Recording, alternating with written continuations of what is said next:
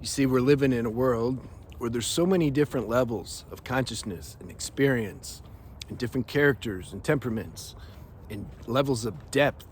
This is the main thing. So most people who, when this tendency awakens in you that says, you know what, I shouldn't be losing my sexual energies. At least I shouldn't be so careless with it. There's something there, like I can feel like there's something there. Most of the world's gonna tell you like, no, it's like you're stupid, man. Like, what do you mean? Like, it's natural, it's normal. Go to the doctor, they'll even tell you to do it. Yeah, because most of the doctors are unconscious too. Just because you go to medical school, just because you get a bunch of intellectual information and you study it and you know how to pass the test, that doesn't give true knowledge, true realization. You see? So those who are more evolved in the sense of true self-realized knowledge, of real truth, then you're gonna have a hard time for a while until you get to where you're like, okay, I don't care anymore, like what the people think. You can't help, like, you get to where, how can you care? Because you know what you're dealing with. It's like if spider's crawling and it wants to like bite you, or it's making faces at you. Let's say you can read the spider faces. Are you gonna get mad at it? No, you realize, okay, it's a spider, it doesn't really understand anything. You like that analogy? So, my book came out though, this is the point. My autobiography book, this is my flagship book. And so then from there, I'll have my semen retention book will come out later, but this is the main book. And I discuss, I show, it's like a full spectrum life experience of suffering, of finding, and then you can say realizing. The first, I don't know, 40, 50% of the book at the beginning is more, I share these stories that people can relate to. Like you understand, they're like, oh, okay, yeah, he didn't just, grow up in Beverly Hills and his parents had a bunch of money and everything's fine. And, had a guru and the guru said, don't lose your energy. Okay. No, I discovered this through pain and suffering. This is the thing, like if you never been crushed by life, why would you even contemplate these things? The average person's like, why not beat off? It like feels good. So why not do it? That's their level of thinking. Because they're not sensitive enough. They haven't, later in life, they're gonna find out. If you're 50, 60 years old, you're still doing this, the price is a lot higher than if you're, a teenager or in your 20s, because your life force is stronger. Although there's many teens and 20s nowadays where their nervous system is down, it's weak. They're overly sensitive, they're compromised neurologically, and so those beings, they suffer. So on one level, age doesn't matter. And some people think when you get older, it's easier. Man, I've been to Thailand and Cambodia and Bali and Brazil. You know how many older people, 50, 60, 70s, are there for sex tourism? That's what fuels the tourism. It's not teenagers and 20s, it's old people. Their habit and addiction has gotten worse. Yeah, that's what happens. So it's not like, oh, I'm just gonna enjoy myself and then when I hit 40, it'll be easy. No, it can be more hard. The habit, the addiction's deeper now. So I share these things, right? About being, just being insane. I was insane, but I was looking for truth and I couldn't find it. So a lot of the addicts, alcoholics, and insane people addicted to, that are strong addicts, they're like looking for truth, but they can't find it. So they need something to like make this world more bearable. So they find PMO and they find whatever. And then in doing that, they become more insane. And then they end up going to jail and rehabs. And yeah, that's what happened to me. And then I joined the military. I thought I was going to find myself in the military. I watched Rambo. I'm like, yeah, I'm going to do that. Rambo ain't got nothing. These gains. So that was a really bad career move.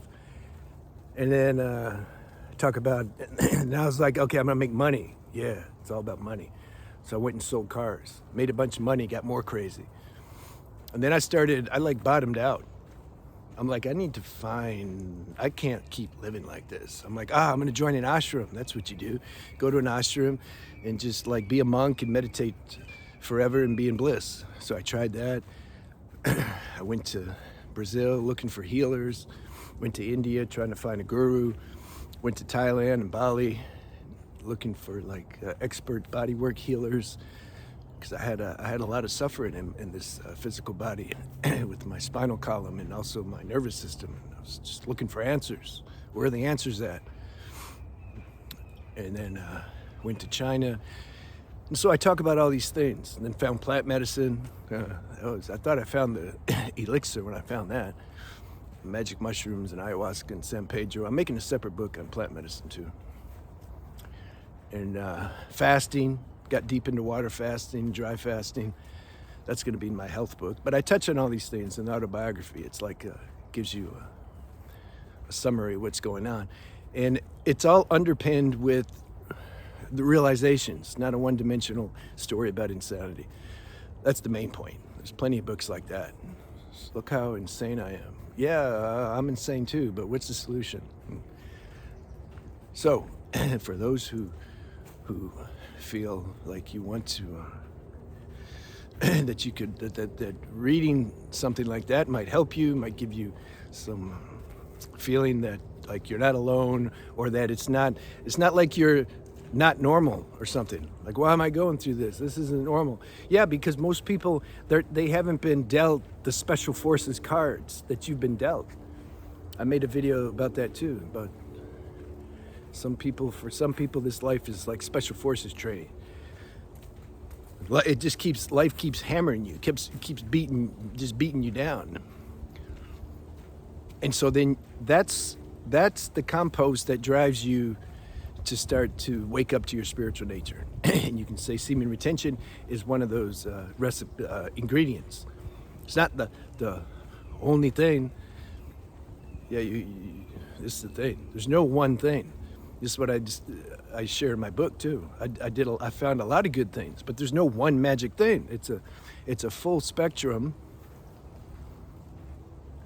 lifestyle, a different an orientation in your thinking, your perception. Like, there has to be an interchange. Mind cannot produce that. It's just impossible. It's too complex. But when we start getting our life together, it's conducive now to let grace do for us what we can't do for ourselves. And then all of a sudden some shift starts to happen. So I try to share that, articulate that as best as I can in the book, but depending on the level of consciousness, everyone is going to interpret it in their own way according to their own current level of capacity. That's fine. Like, yeah, my job was to write the book. I don't know anything else than that. I don't know how somebody's going to benefit or if it'll provoke them. Some people get provoked easy when I make my videos. That's fine. I understand that too. I don't take it personal.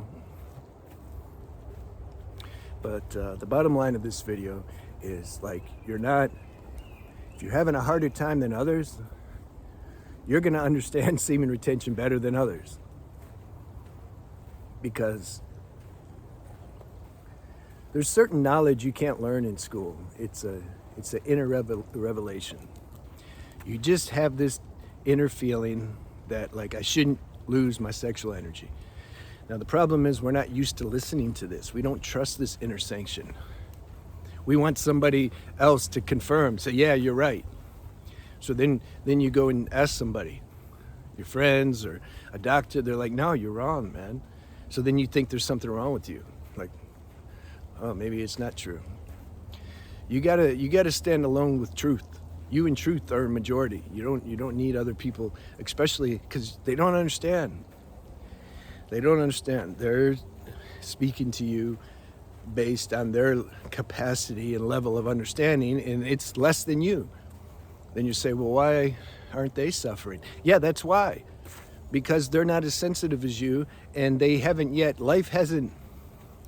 It's almost like life gives us a grace period for a while. It's like it just says, okay, go enjoy and be unconscious and ignorant, and it's okay.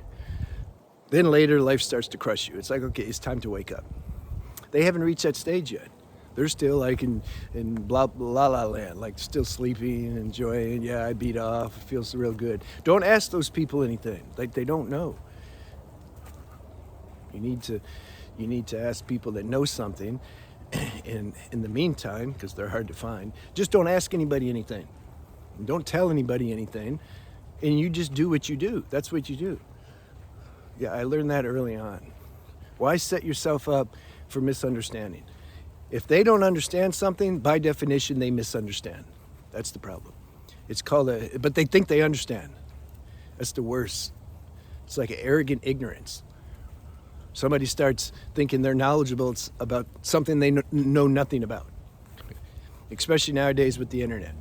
They just fill their mind with a bunch of information and think that's the same thing as understanding. No, man, it's worse actually. It's better if somebody admits, you know what, I don't really understand about this. Okay, good, we can work with that.